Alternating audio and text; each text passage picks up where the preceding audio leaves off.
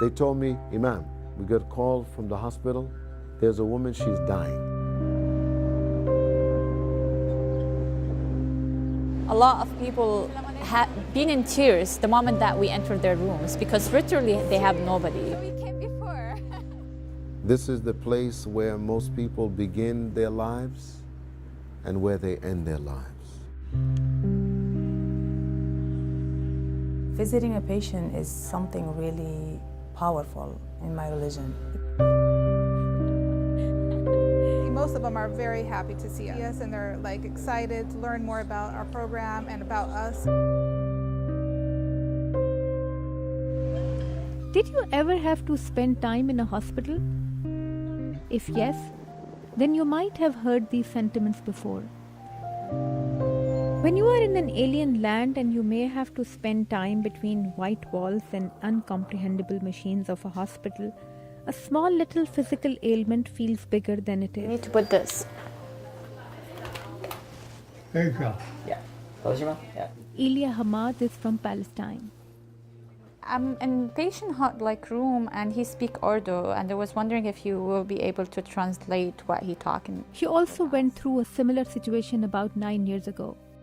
It's a personal experience. I'm here in this country mostly without my family.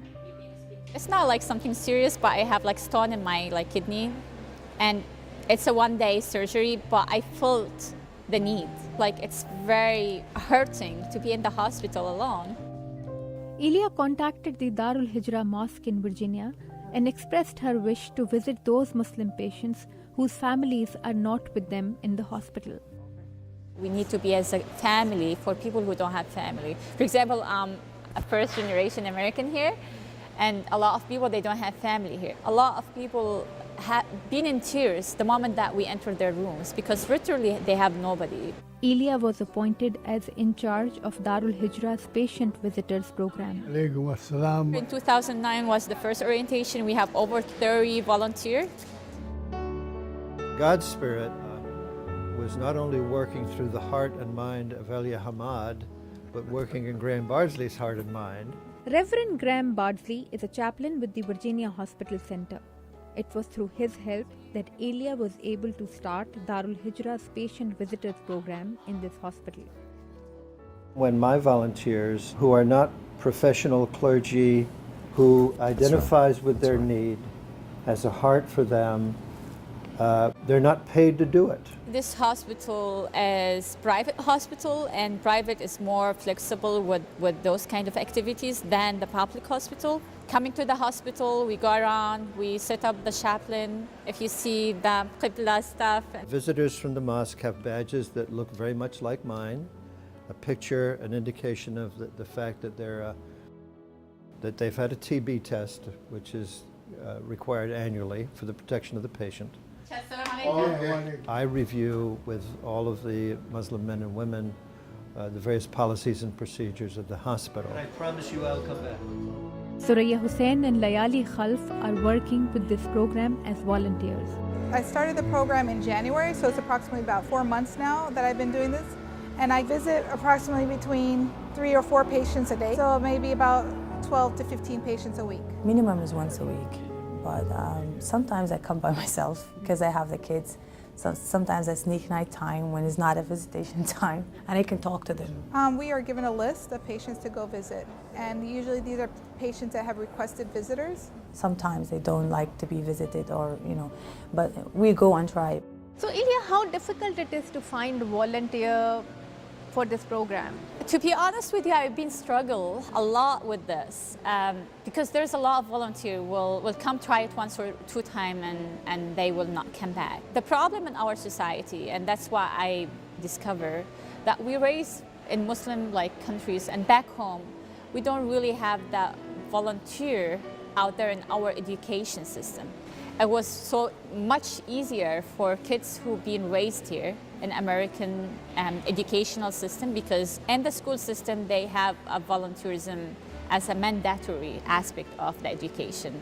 It's not easy, Ilya, to work for a volunteer program in which you are not getting paid.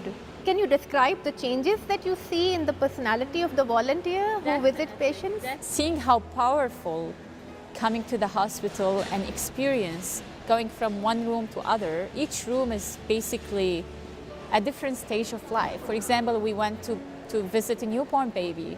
That's the very first stage of life, right? After 5 minutes, literally 5 minutes, you walk to intensive care unit. You smell actually the death around you. And those experiences not really easy. And some of them actually, they decide to be in medical field based on the experience.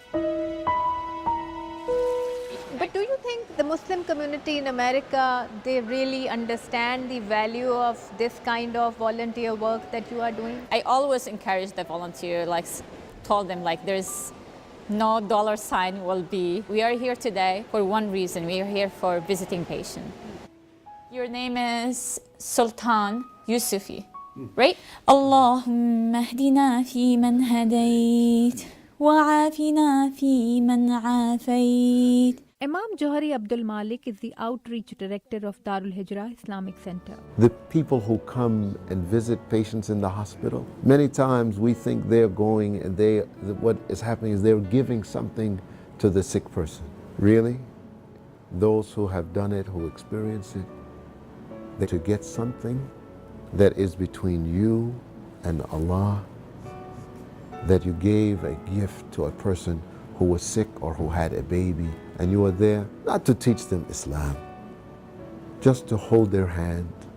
If they want to pray with them, just to remind them of their value as human beings. And alhamdulillah, this is a great gift.